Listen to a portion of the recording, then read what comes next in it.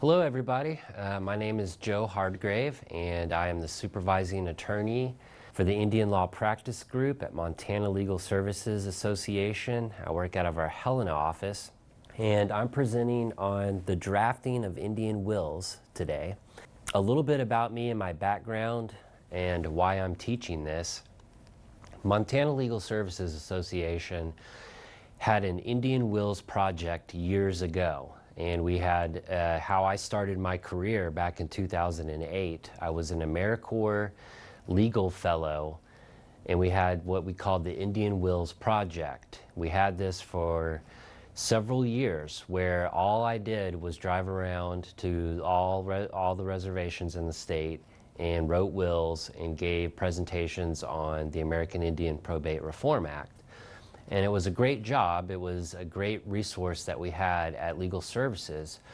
However, that position is no longer there, and that went away a few years ago. Now I'm primarily serve as the public defender at Fort Belknap and take civil cases in Belknap and Rocky Boys and other tribal courts.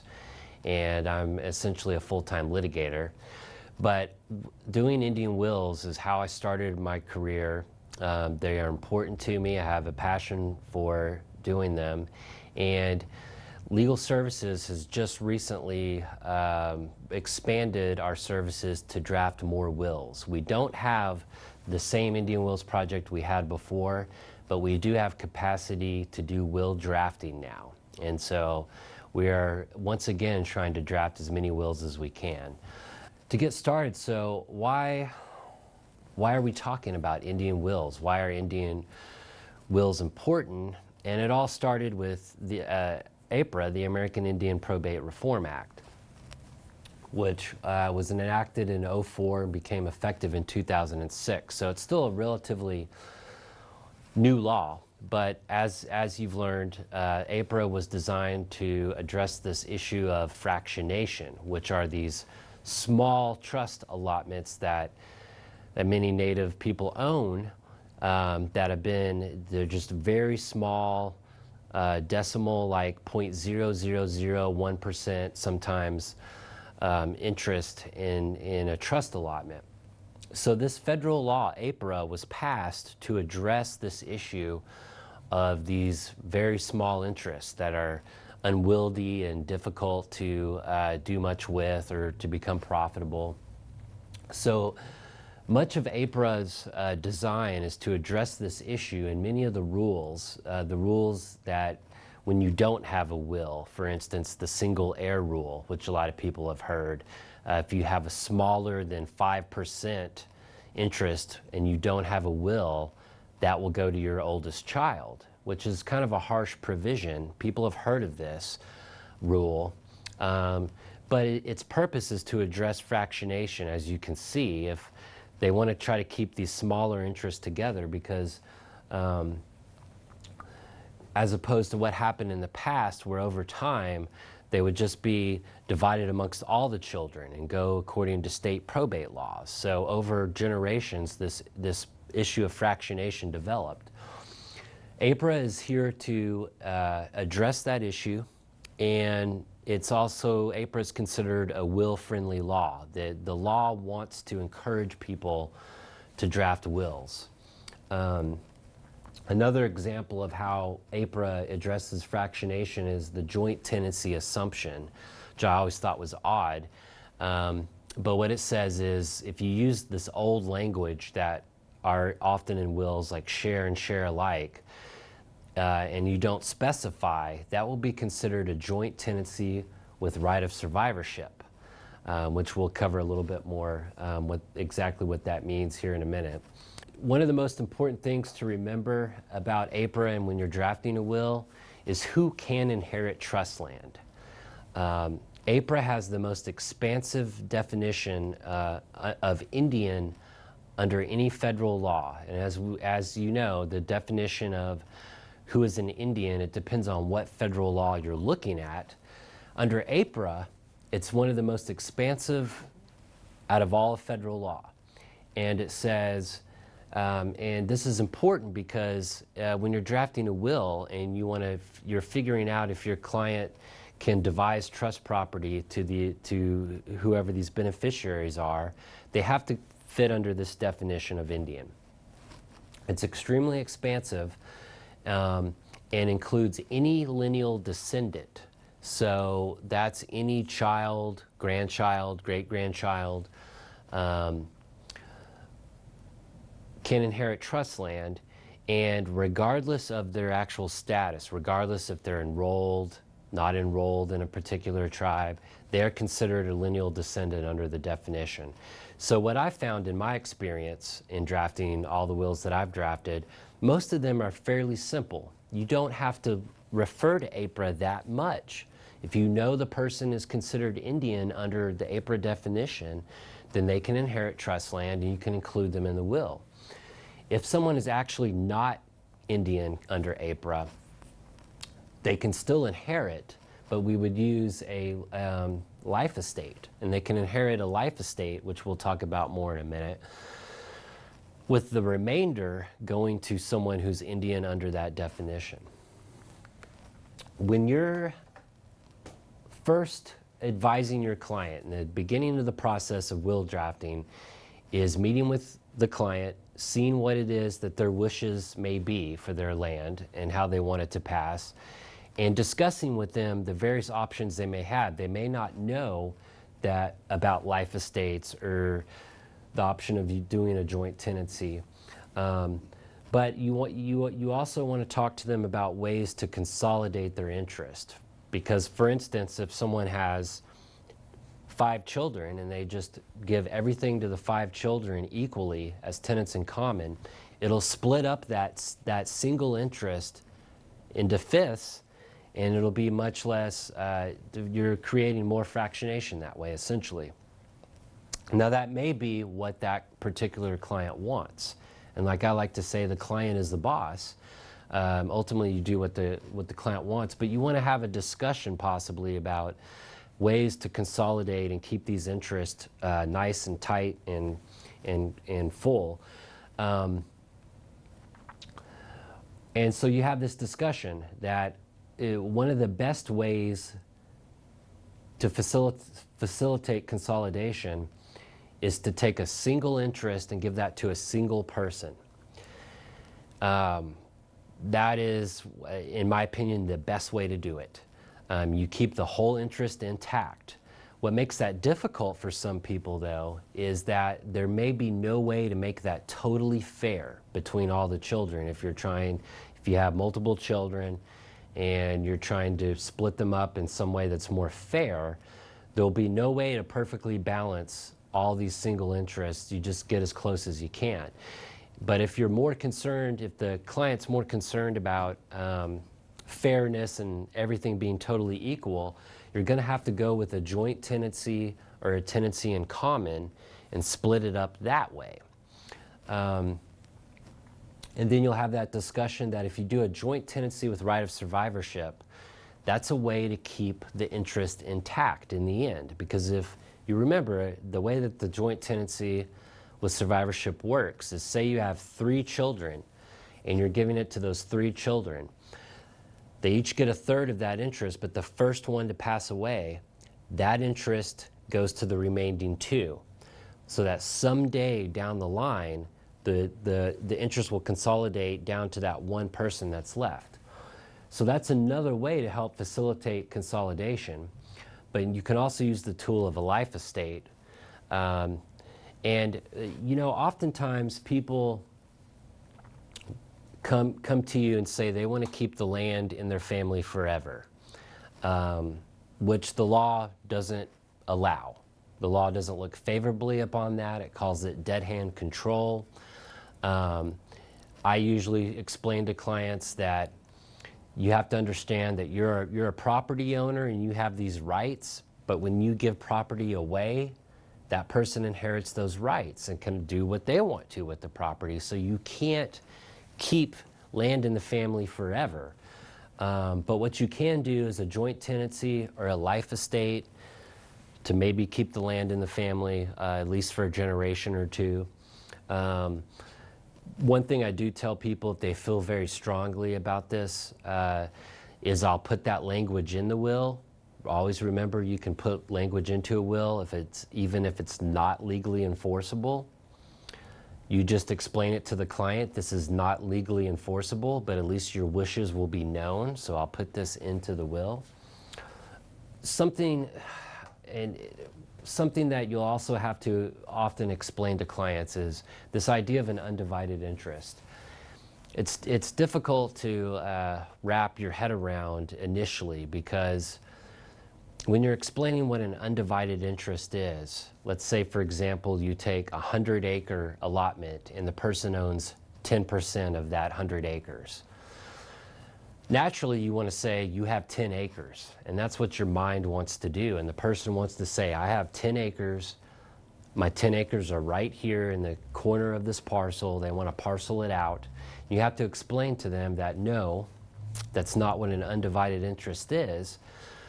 An undivided interest means you own 10% of the whole 100 acres, and it cannot be divided.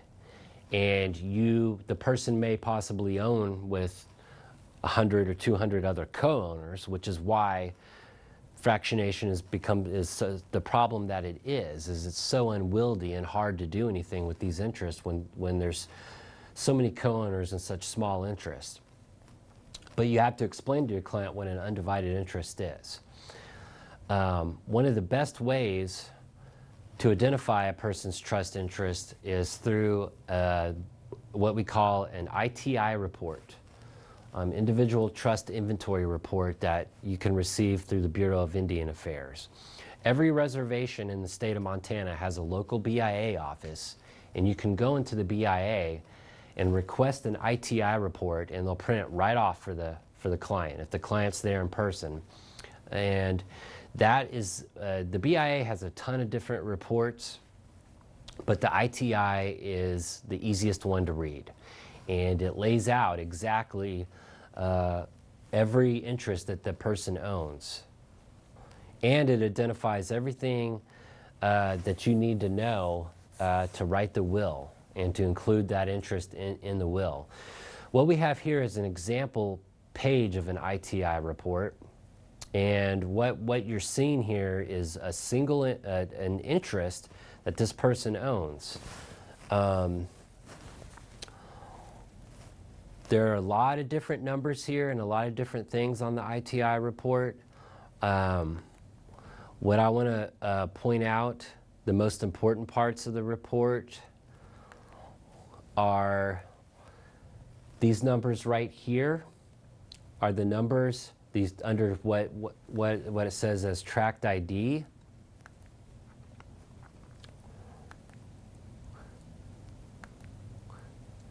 These are the numbers. These are very important because these are the numbers that you use to identify the allotment in the will.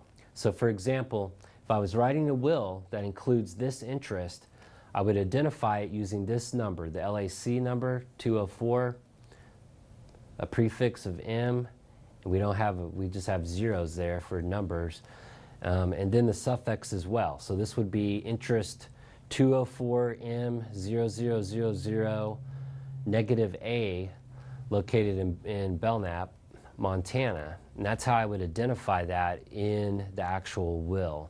There's a lot of other information on the ITI report that's important for your client. Sometimes you explain to them, you look at this numbers down here in the bottom right hand corner, and that tells you how much they own of the interest. So this person owns, you move the decimal over 2 spots, 0.297% of this acreage, 280 cumulative acres. And that explains to the person how much of an interest they have, the size of their undivided interest. Those are the most important numbers of the ITI report. So as I was saying, how should you include a trust interest in a will? Here's an example of how I would write it out. Now this is just how I would write it out. It doesn't mean, APRA doesn't tell you exactly how to write it out. And in a lot of things, with will drafting, it's up to you to decide what language you use, what you think, in using your own judgment, will be clear enough to the person reading it, what you're describing. I describe it as Blackfeet Allotment 201-249, located in Glacier County, Montana. I recently had someone say, all you need to do are these two numbers. So for example, that would suffice. I mean, there's no legal requirement that you have to have certain words in here. You just want it to be clear to the person that's reading it, the judge, what allotments you're referring to. That brings me to one of my main points of the entire presentation. What is the most important thing about writing a will? What I always tell people is that the will is clear. A simple, clear will is the best will. That's the most important thing. You want to be able to say, when the BIA judge is reading this, that they're going to understand it and they're going to know what it is the person wanted to happen upon their passing. So that's the principle throughout this whole presentation, that the will is clear. You don't want to be too complicated, too complex in a will. You don't want too much language that's indecipherable. You want to be perfectly clear. So we have a example of a will. This is a template that originally came from University of Seattle School of Law. They were considered the experts on Indian wills back in the day. And this is the form that I've been using. And at the beginning, very, very typical of a will, we identify the testator or testatrix. I like to include a BIA enrollment number in there. Then we have some common language. I, Jane Doe of the Gros Ventre tribe, sound and disposing mind, realizing the uncertainty of human life, not acting under any duress, menace, fraud, or undue influence, hereby make and publish, declare this to be my last will and testament. Very standard language. We have an article that revokes all prior wills. As you may know, when you do a will, that automatically revokes any prior wills. It's good language to have. Even if a person doesn't have a prior will, we often just leave that in there. The next section in the will template is the identification of family. This is a very important section of the will. The reason why is because the person may not want to devise or give their property to all these members of their family. They may want to disinherit somebody, which of course is their right. That's why they're writing a will. You get to decide who you give your property to and who you don't. But this is an important section because say you want to give some of your property to one child but not the other child, you want to make sure you identify both those children in this section. So it doesn't appear to anybody that you just forgot this person or just left them out accidentally. So you want to include in here, under the identification of family, as much information as you can about your family, about your spouse, your married situation, which are these different scenarios, whether you're divorced, you want to include this information, whether you're widowed. We have language for every step of that situation. Then we go into your children. What I like to do for naming people's children is I like to include their birth date and enrollment number and mention what tribe they're enrolled in. This information is not required by APRA, but I think to be complete and be diligent and to help the BIA probate judge, this is what you want to have in here.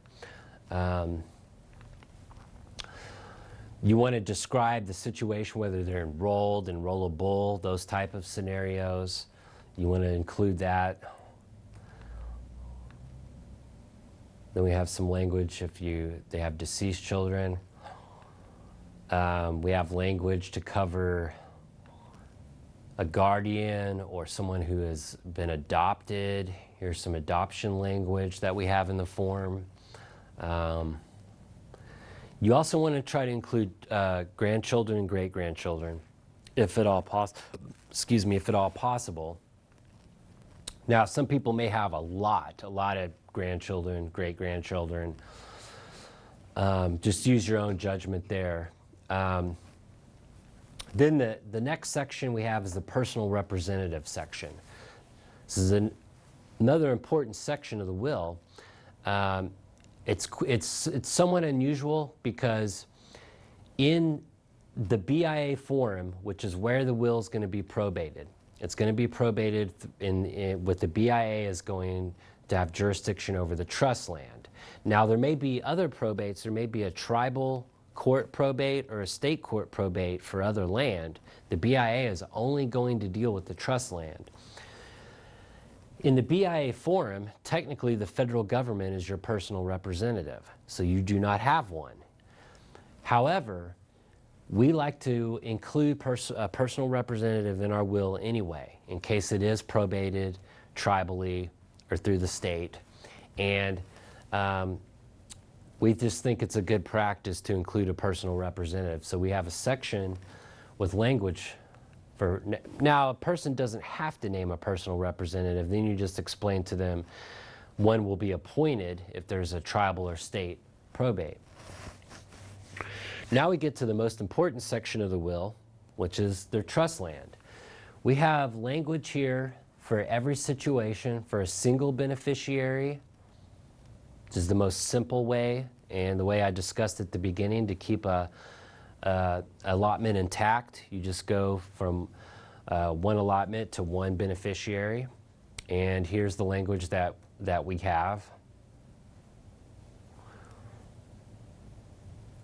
Now, we have the two situations.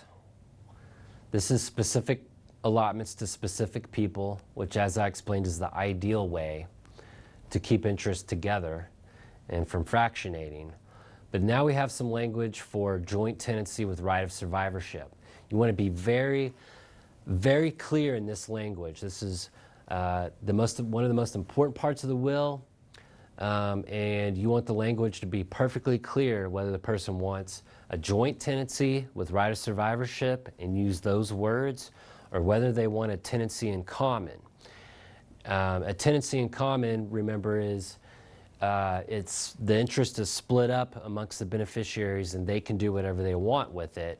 This is often what clients pick because it seems to be the more fair option, as far as their children can then, they can devise and their interest to their children and so on. With the right of survivorship, you know, you can't sell or devise your interest because there's that survivor that's going to have that interest. So we have language for either way of splitting interest up through the joint tenancy or a tenancy in common. And just be very careful with language in that section. The next section is titled Trust Personality, which is a phrase meaning your IIM account, individual Indian money account, which if a person has trust interests that are producing income, which is common from leasing, grazing leases, all sorts of leases from the BIA, then some money may go into that IIM account. If you own trust interest, then you have an IIM account. Well, you can devise in your will who gets that money. And it's also considered in trust. It's kind of a strange legal anomaly because it's only money, so it doesn't matter if it comes out of trust. And you can actually put a non-Indian in this section and name them. But one distinction you need to realize here is that there may be money in that account at the time the person passes, and that's what you're naming in the will. But there will also be money that accrues because these probates take a really long time through the BIA. And what often happens is money accrues in these accounts from the time the person passes till the time the probate is actually final. Sometimes that can be a lot of money. That money will go where the interest, whoever is inheriting the interest that produced that income, is going to get that income that accrues. So the income that accrues is different than the income that is in the IIM account at the time of passing. Something to keep in mind about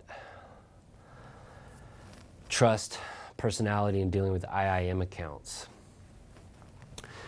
Now we have a section that in our experience people like. It's devising property through a separate writing. Now what this means is this section will allude to another piece of paper that's going to be with the will. And you explain to the client, well, first you have to explain what personal property is, which can be anything from jewelry, clothing, furniture, to vehicles. But what this does is this allows that person to make their own list.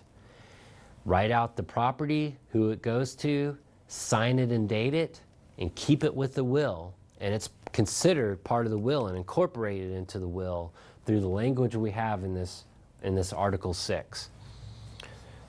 Now, a person doesn't have to do a list, and that's what I explain to clients is if you don't do a list, it will just fall back to the residue or residuary clause that we'll talk about here in a minute.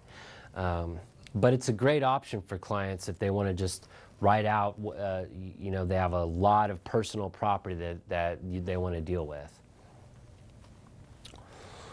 We also have a section if they have real property, if they have a home. Now remember, there was a lot of confusion over the years whether a home was considered in trust or not. It's not. The BIA is not going to deal with the home, but if a person has a home, you definitely want to include that in the will, and you want to include it in this section of non-trust property and give a legal description of the property and carefully deal with the home.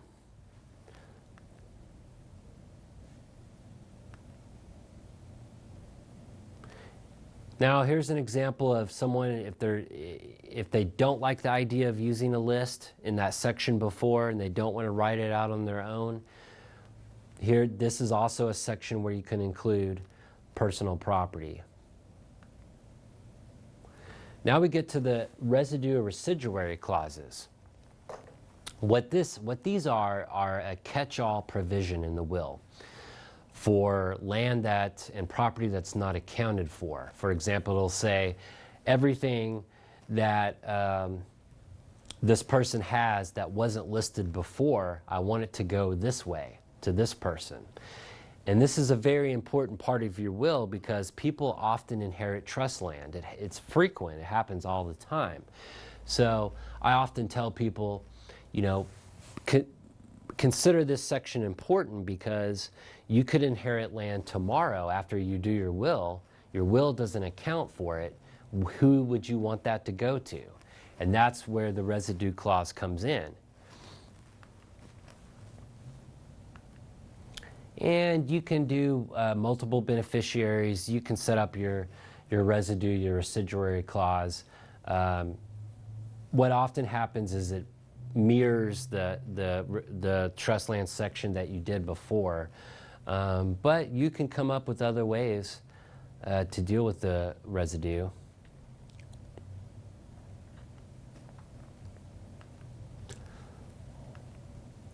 There's a section for a guardian. If you have minor children, you want to include that. There's a section for burial. Now, what I tell people about burial is I often don't include that in the will because you need to explain to your client that sometimes wills are hard to find. Sometimes you don't find the person's will, and so you don't want that person's burial wishes to only be in the will. I tell them to tell their personal representative, tell somebody what their wishes are. In case you can't find the will, someone will know what the person's burial arrangements were. Then we have a standard invalidity clause. And then once you're drafted, it's time to execute the will. What you want to do during the execution, of course, is make sure that the testator is competent. Let me say a little bit about competency. The competency to do a will is the lowest level of competency under the law. What I mean by that is the person doesn't need to know much. All they need to know is what property they have and how they're giving it away in the will. And if they know that, they know enough to do a will. So for example, even if someone is diagnosed with dementia and they have a hard time comprehending things, if at that they can have what they would call a lucid moment, and if they are executing a will and at that moment know what property they have and how it's going to go, they're competent enough to execute a will. Of course, I would want to document that very clearly if the person does have dementia, because what tends to happen is a lot of clients are concerned about who's going to challenge my will. And clients bring it up all the time. They'll say there's so-and-so is a troublemaker in the family. They're going to contest this will. Is there any way I can keep this person from contesting this?